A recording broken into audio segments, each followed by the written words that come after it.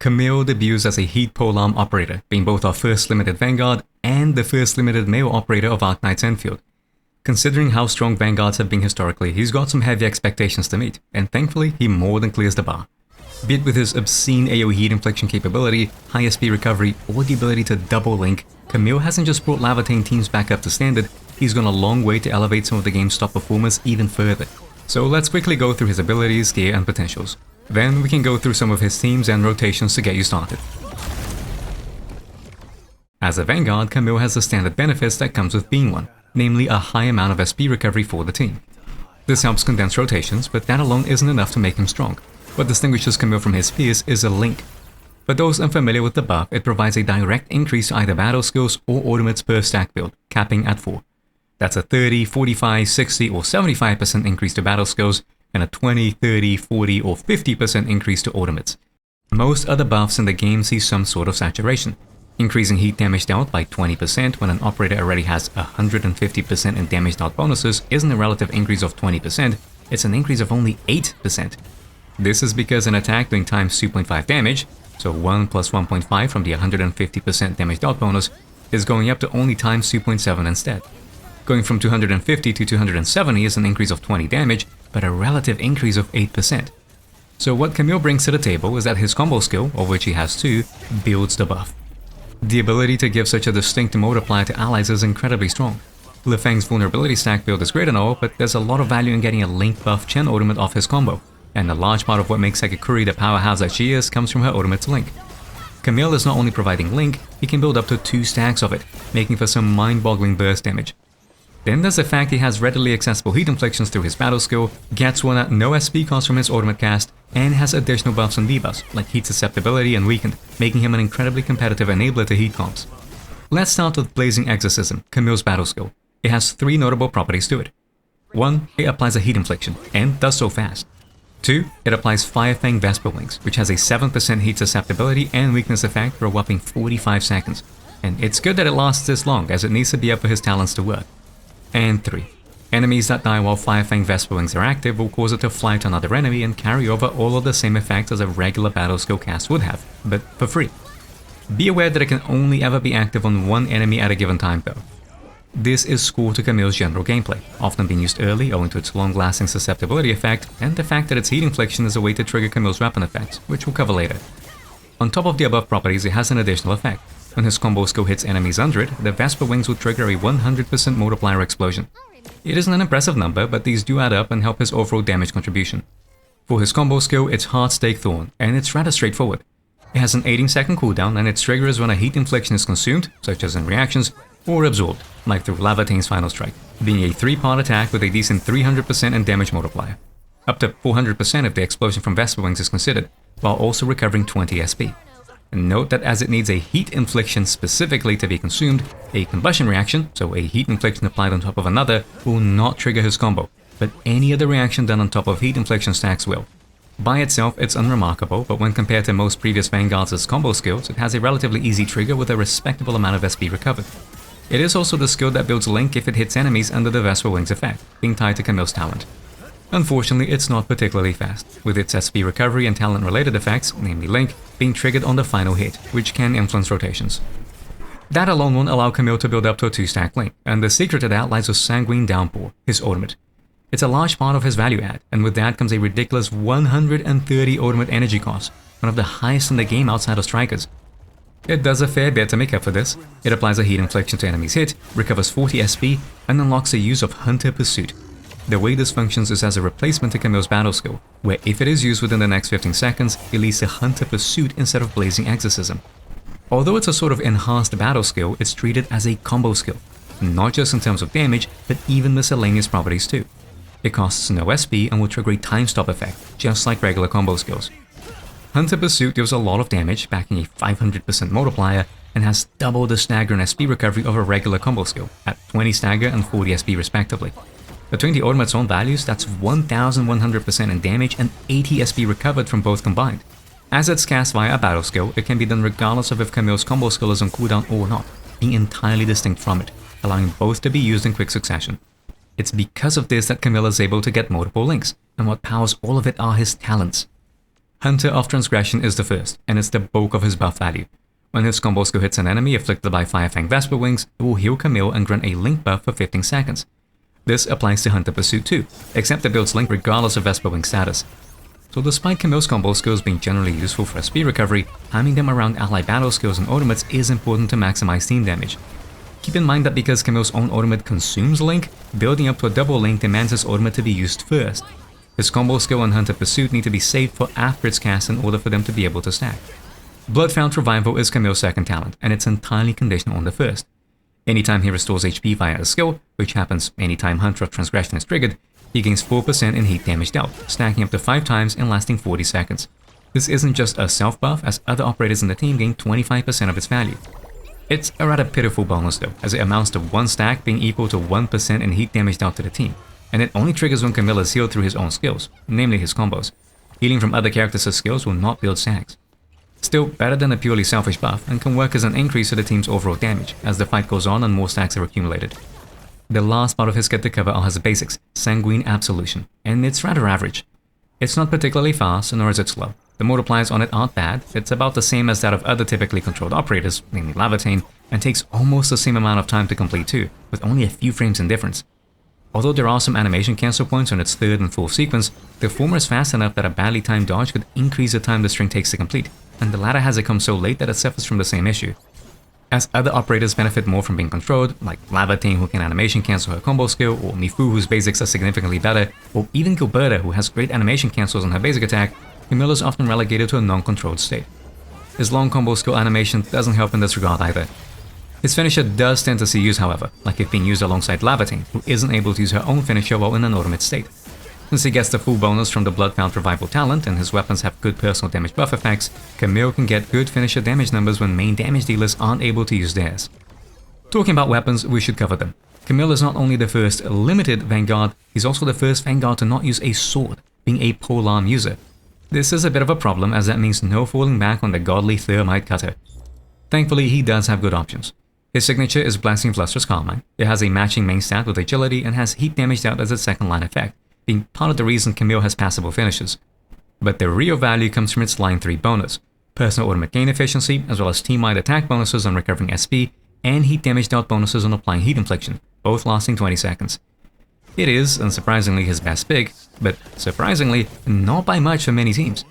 Although the heat damage dealt increase from this weapon does add value to Camille's damage output, he isn't enough of a sub-damage dealer to care for it much, so the value from it is rooted firmly on its team-wide buffs. Although damage dealt multipliers are often highly saturated, at least the attack is especially good to have. No, Thermite, remember? This means that even in mixed damage teams, like Rossi-Mi, his signature is likely to pull out ahead, but by such a slim margin that it's unlikely to make much of a difference. Of course, it has to be pulling out ahead of something, and the alternative here is Beacon of Duty, the Battle Pass weapon. It also has a matching main stat on line 1, but ultimate gain efficiency on line 2 instead, ironically being better than even his signature on this. With the rotations on show here, most of which fall back on 7 battle skills and 2 combo skills, he gets no benefit from it, but if only able to do 6 battle skills, his signature can actually be worse than Beacon of Duty, as it demands gear changes that lower his overall contribution. The line 3 effect is great too, some heat damage bonus for personal damage, albeit not as much as his signature, and both a team-wide physical and heat damage out bonus when applying a heat infliction and heat susceptibility, for 20 and 30 seconds respectively. Considering that his battle skill does both, it's tailor-made for him, and unlike his signature, whose damage dealt bonus is only heat, the physical part of this weapon makes it especially competitive for Rossi-Mi teams.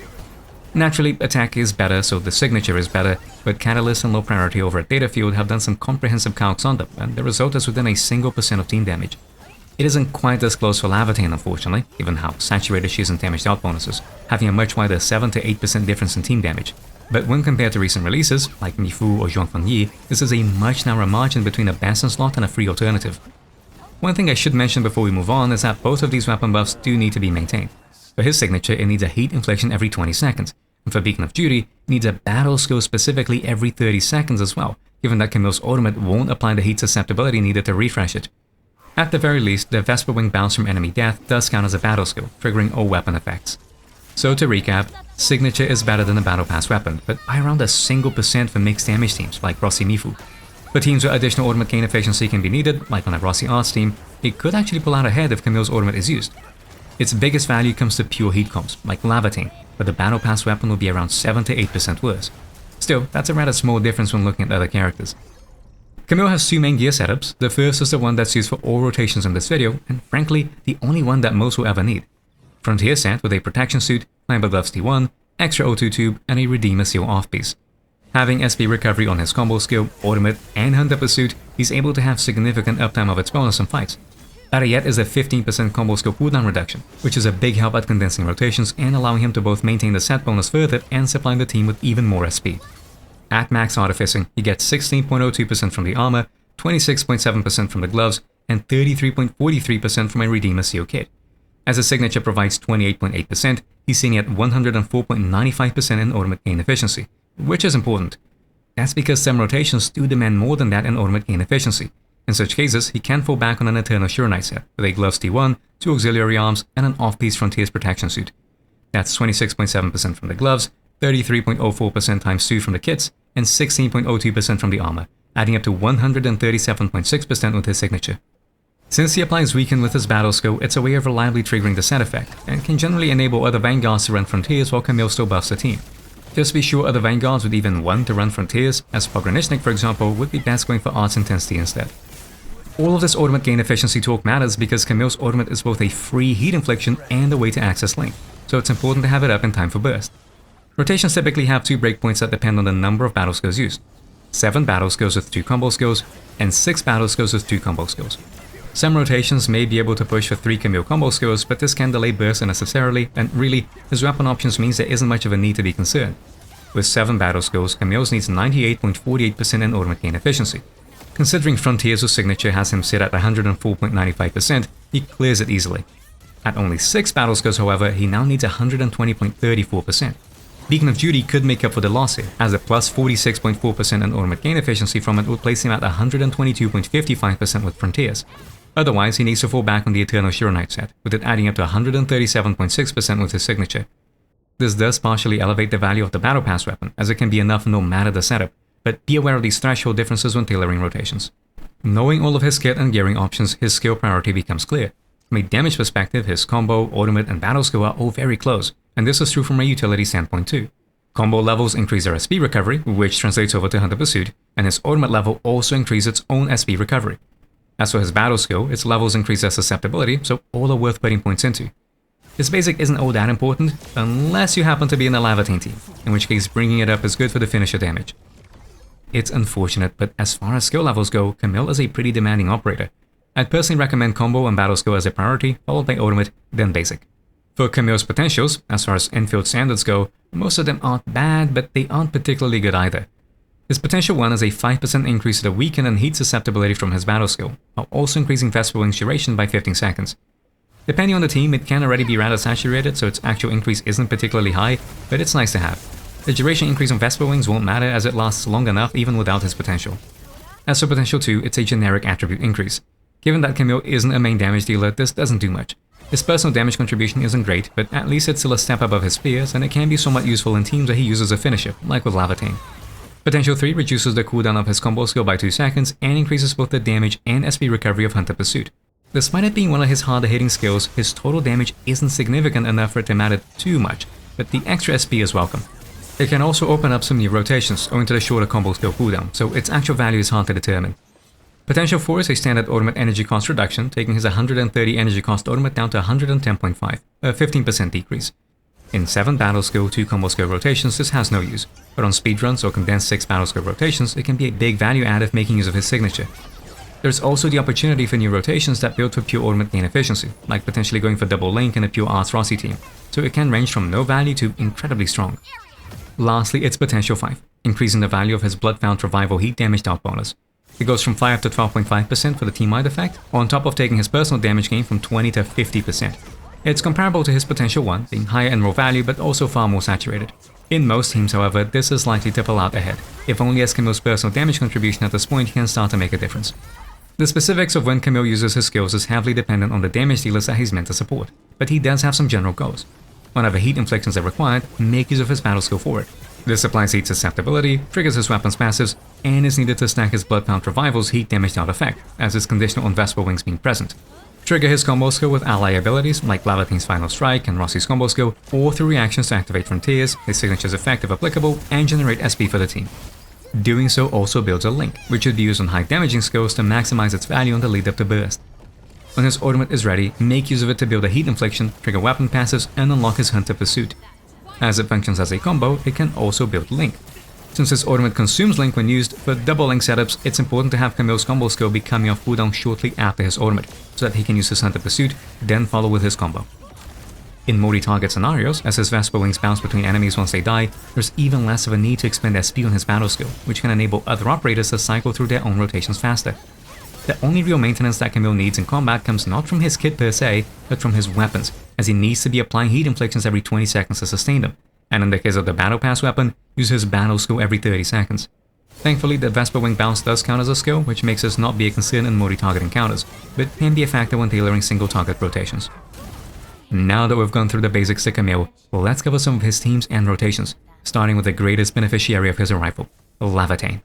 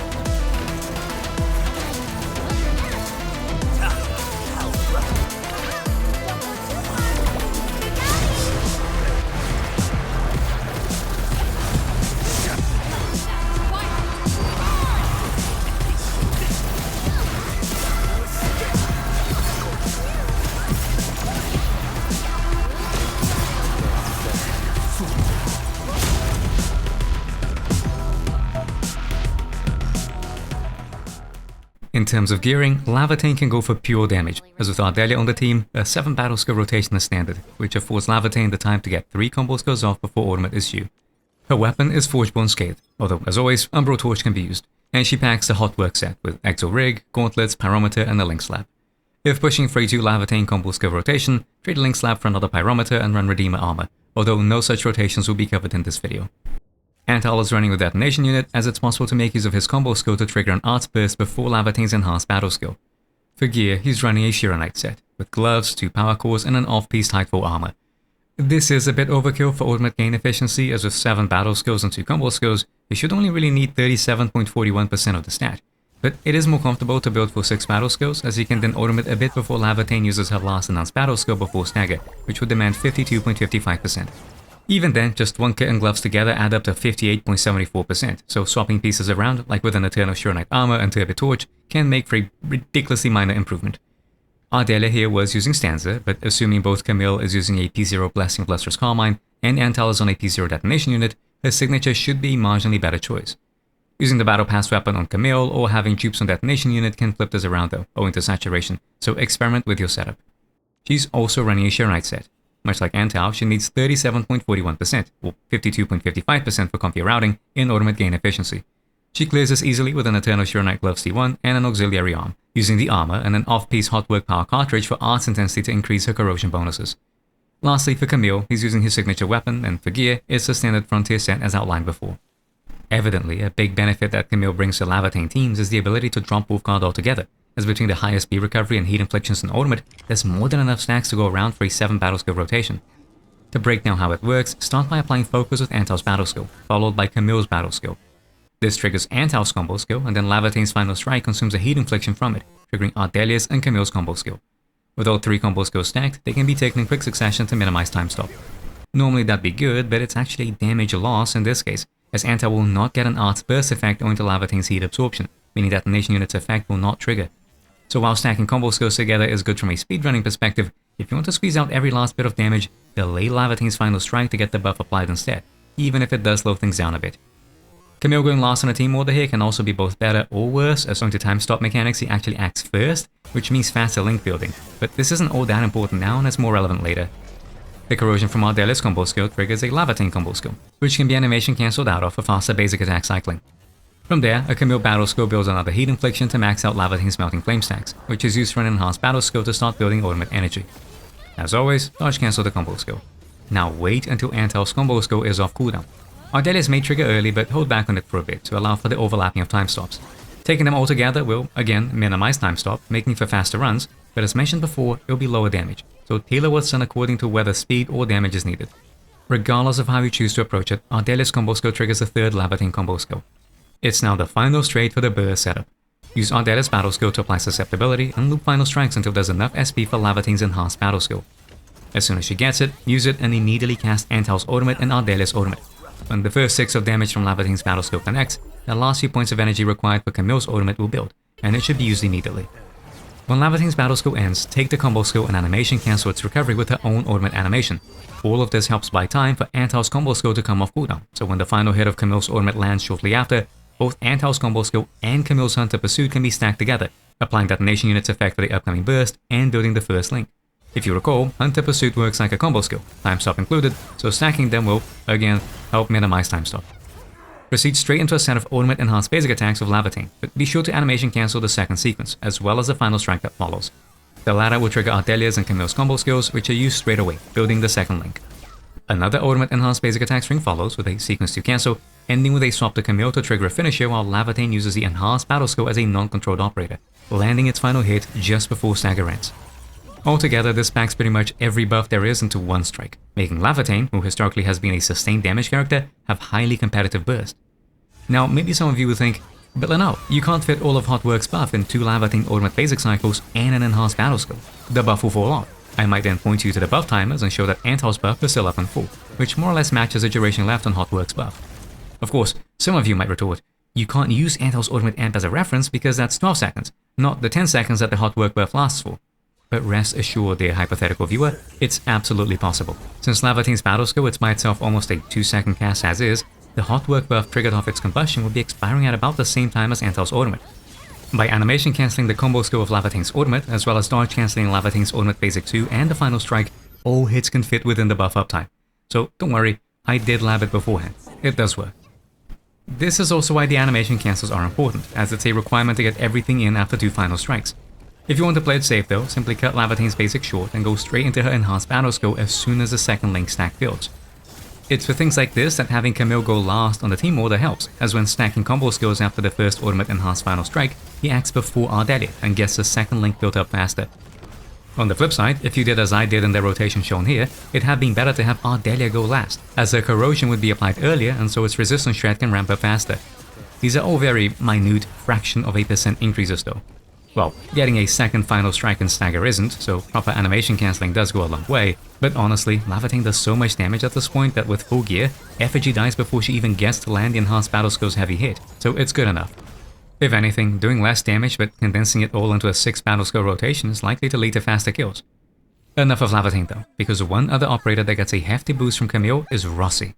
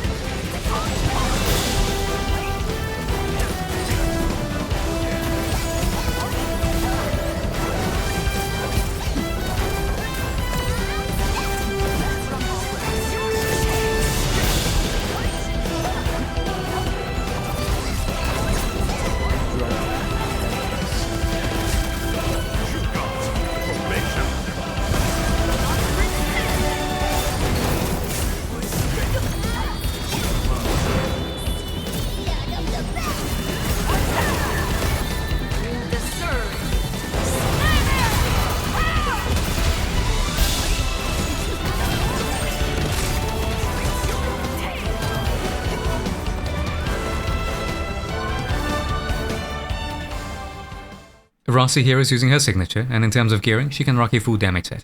No ultimate gain efficiency needed, and being able to do so is a large part of Camille's value add to her teams. For reference, that's the MI security set, but with 2 scopes T1, a gloves T1, and an off-piece Frontiers armor T3.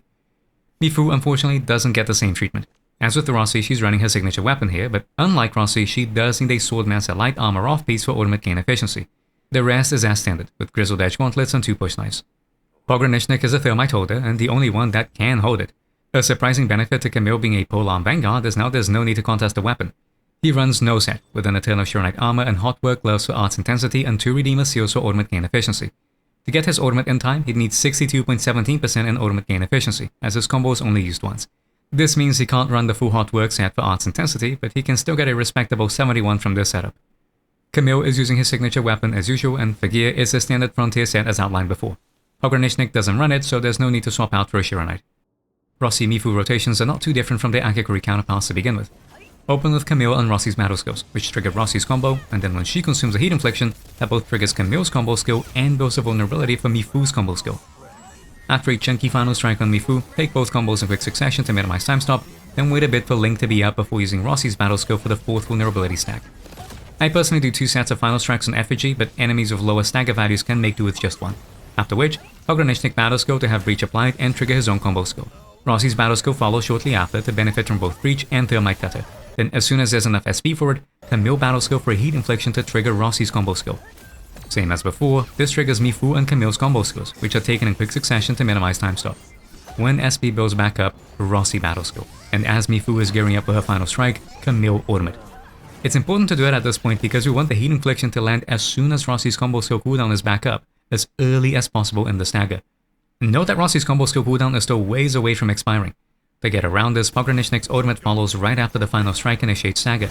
As combo skill cooldowns tick during ultimate cutscenes, Rossi's is up as soon as it's done. Mifu begins a finisher as Camille's ultimate lands, and Rossi's combo skill that's triggered by the heat infliction is taken immediately. It's best to wait a little before using Camille's Hunter Pursuit. The showcase here is about as early as it can be done. That's because as soon as Mifu is done with her finisher, she goes into a battle skill too, and we do not want that to consume the Link, so it has to be used shortly before Camille's attack lands. In the example here, it was frame perfect. The very same frame that Link was built was the frame Mifu battle skill 2 started, which meant it wasn't used up. But that's a little too close for comfort, so delay Hunter Pursuit a little. The start of Mifu's battle skill 2 should coincide with Rossi's combo skill's perfect timing prompt, which itself should be landing around the same time as Mifu's crush, with both Pogranichnik's and Camille's combo skills being triggered. Treat Camille's combo as the cue for Rossi combo skill has landed, so go into her ultimate straight away, which gets buffed from the Link. Pogranichnik's and Camille's combo skills can be used either shortly before or after Rossi's ultimate, but if done after, it's good to have Camille be last on the team order. Owing to time stop mechanics, although his combo is used last, he will act first, and this is important. As soon as Rossi's ultimate cutscene ends, transition into Mifu's battle skill 3. If Camille's combo skill has priority, it will land its final hit and build Link as soon as Mifu's crush goes through in full. With another Link buff in stock, Mifu can use her ultimate, getting the damage bonus from it. Rossi at this point is still recovering from her ultimate animation, but still, mash her battle skill to get it out ASAP.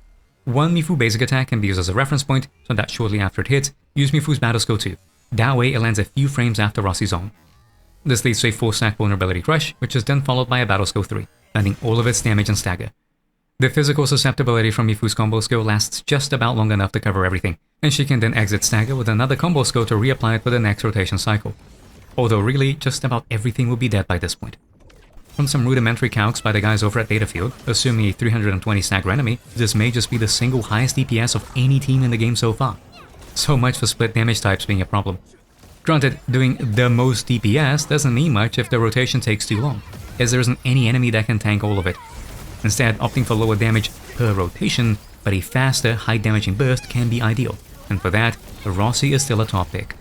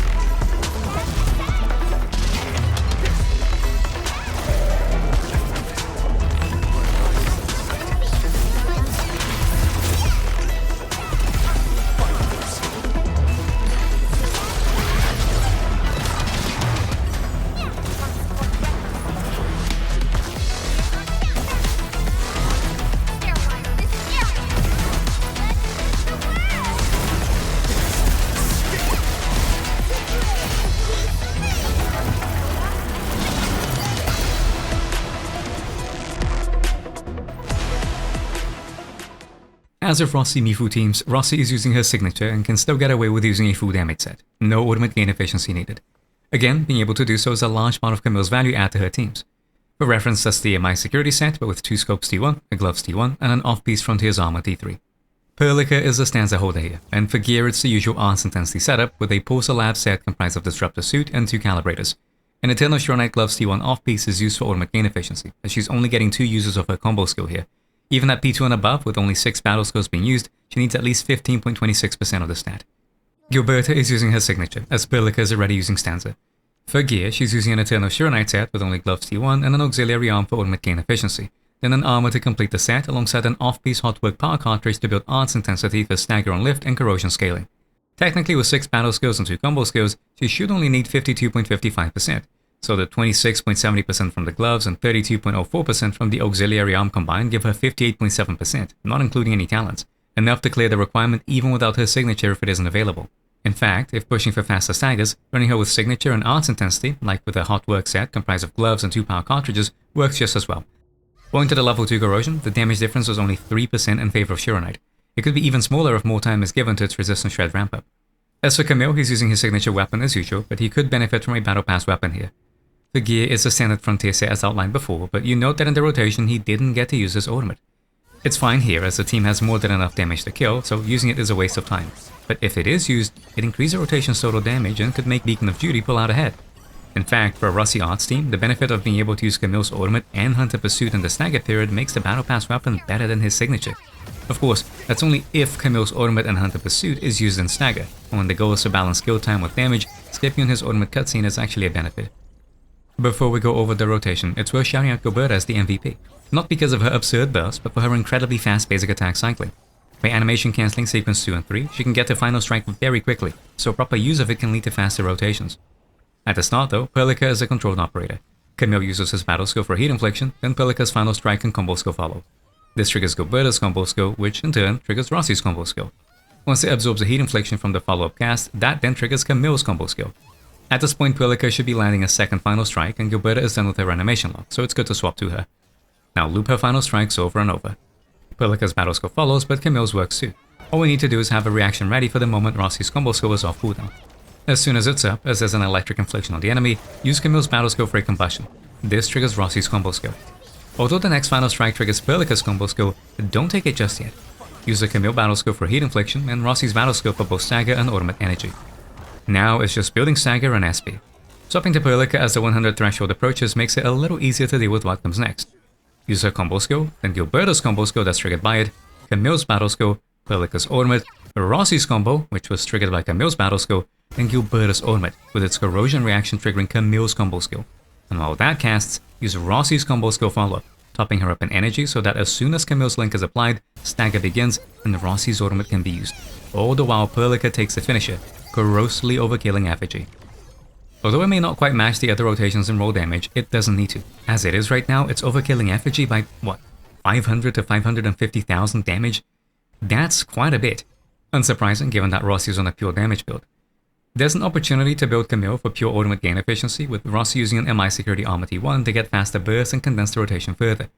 And really, who's to say Camille has to stay with heat-based damage dealers? The thing about Camille is that his actual heat buffs aren't all that outstanding. 7% heat susceptibility and up to 5% in heat damage though. That's kind of it. The rest comes from his weapons, and if signature is being used, then most of its value is on the attack buff. So while he is obviously going to be better enabling operators to deal heat damage, there's nothing stopping him from being used in a team where Tang is the main damage dealer, for example. After all, when it's possible to double link her already high battle skill multipliers and have it all benefit from a level 3 corrosion, killing effigy in a little over a minute isn't much of a concern. With a variety of operators in Arknight's Enfield, there's no shortage of comps that Camille could be used in, but consider these theme combinations and rotations as a jumping off point. I should also mention that most rotations were done with at least one or multiple characters using low-level weapons, having incomplete or missing essences, or even lacking in gear pieces, else effigy died too fast. While I wasn't able to test Camille in Contingency Contract, given his AoE heat infliction capability, I can see him doing well. For now though, that'll be all from me. But before you go, why not like, share, subscribe and ring the bell? I've got more videos coming. Thank you all for watching, and I'll see you next time.